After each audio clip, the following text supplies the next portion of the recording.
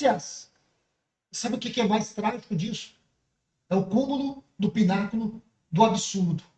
Quando você diz assim, eu não tenho tido tempo. Eu tenho dificuldade de estudar, de orar. Eu estou com alguma dificuldade porque não estou tendo tempo. Senhor, está falando de outra forma que eu estava falando. Distraído com o mundo. Eu vejo pessoas que elas ficam assim no celular e vê isso, vê aquilo. Elas não conseguem ficar nem mais em paz com elas mesmas. Ah, eu preciso fazer isso. Ah, eu preciso fazer aquilo. Eu preciso ir lá. Eu preciso ir lá. E depois conta, eu fui. E aí não deu certo. Aí eu fui. Eu fiz. Aconteceu. Nossa, a pessoa não vive mais. Ela vive o mundo. Mas o mundo jaz no maligno. O mundo é um mundo de trevas. Ela está vivendo em trevas. Senhores, esse é o nosso objetivo aqui na academia, alertar vocês.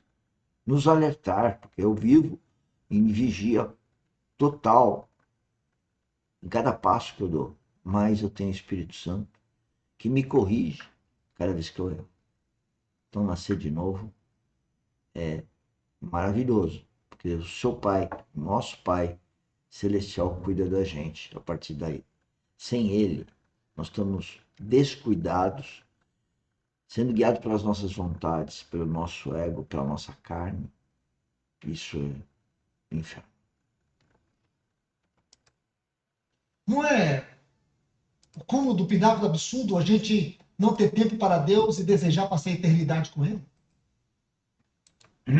Não é o cúmulo da incoerência? Ah, nossa. O Espírito Santo possa falar ao seu coração. Possa falar ao meu coração. Porque nós estamos ficando insípidos demais. E quando eu falo de insípidos, é de frieza, é de indiferença, é de negligência. Porque aqui nós estamos diante de um livro. Insípido, indiferença, eu diria coração duro, coração cauterizado. A pessoa passa a não ter sentimento pelo próximo. Pode ter sentimento pelo maridinho, pela mulherzinha, pelo filhinho, pelo paizinho, mas é muito mais do que isso que nós estamos falando aqui. É muito mais do que isso. É infinitamente maior do que isso. É ter esse amor por Cristo. E depois vem o filhinho, depois vem o maridinho, depois vem a mulherzinha. Nós não sabemos amar uns aos outros, homem, mulher, pais e filhos, se não tiver a mente de Cristo, a transformação no caráter de Cristo, na mente de Cristo, na conduta de Cristo. Eu repito isso toda hora. Porque esse é o alerta que a gente está fazendo na academia, que a gente venha treinar a vida espiritual. Amar uns aos outros. Assim como Cristo nos ama. Nos amou naquela cruz e nos ama agora. Mas para aquele que escolheu Cristo. Que mostra amor, mostra anelo. E não é só o anelo da noiva pelo seu amado, é o anelo do noivo pela sua amada. Daquele que grita, vem, amada minha. Aquele que deseja os afetos dela. Então esse ponto tem que ser crucial para nós hoje. Outro lugar. Cristo deseja o nosso afeto. Afinal, ele deu a vida dele por nós, só por conta daquela cruz, que hoje nós podemos ter uma nova vida, uma vida espiritual. E agora nós não vamos honrá-lo, amando-o sobretudo. Que você vai encontrar o significado de Cântico dos Cânticos, está no livro de Jó, no capítulo 36, o versículo 24. Esse texto diz assim: lembra-te de lhe magnificares as obras que os homens celebram. Porque tudo isso agora nos mostra um pouco mais de Cântico dos Cânticos. É um livro de celebração.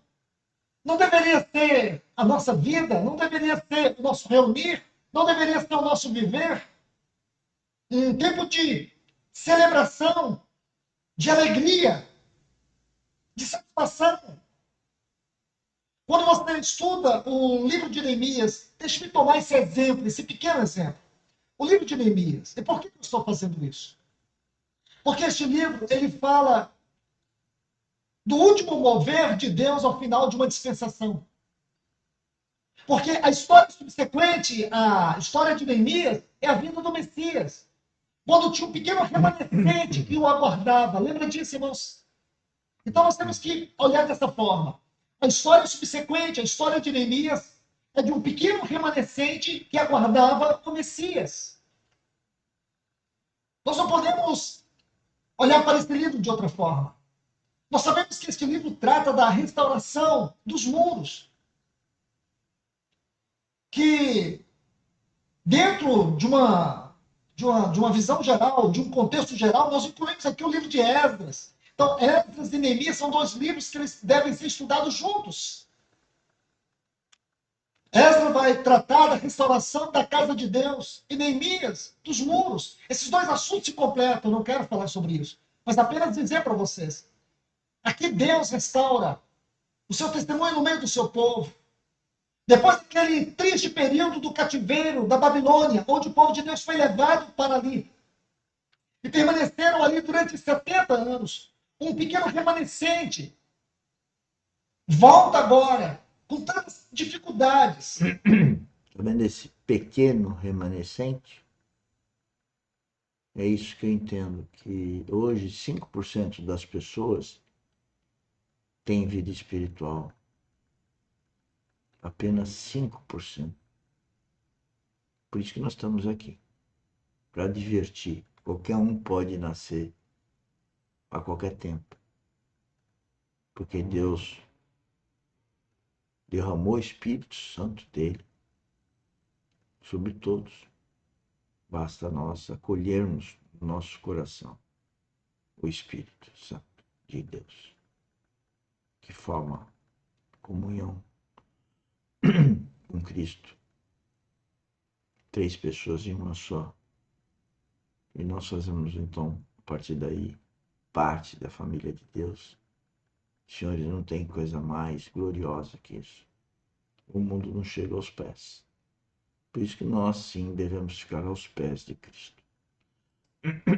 Com tantos obstáculos, eles voltam para poder restaurar a casa de Deus, restaurar os muros, restaurar o culto.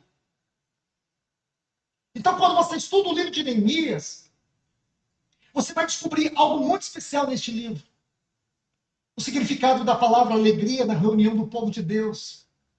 Então, eu quero ler alguns textos com vocês. Por favor. O capítulo 8, versículo 10, é um texto muito conhecido e se formos estudar a hermenêutica dessa palavra dentro do livro de Neemias, nós vamos dizer que aqui está o ponto-chave, aqui está a base. O capítulo 8, versículo 10, estabelece a base do assunto sobre alegria dentro do livro de Neemias.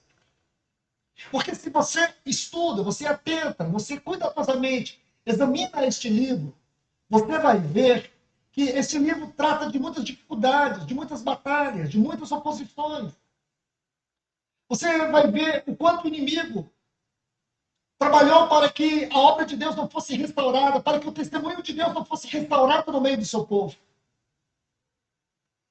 Mas com todas as dificuldades, o povo de Deus prevaleceu. Aí você vai ver que a parte B do versículo 10 do capítulo 8. Porque esse dia é consagrado ao nosso Senhor. Portanto, não vos entristeçais. Está vendo aí? Neemias capítulo 8, versículo 10. Porque aqui você vai ver que Esdras está lendo o livro da lei. Está restaurando o lugar da palavra, na comunhão do povo de Deus. Porque tudo isso havia se perdido. Tudo isso havia se perdido. Então agora é uma restauração que abrange Não somente a questão dos muros, da cidade, mas também da devoção do povo, o lugar da palavra, o lugar do ministério da palavra. Então ele diz assim: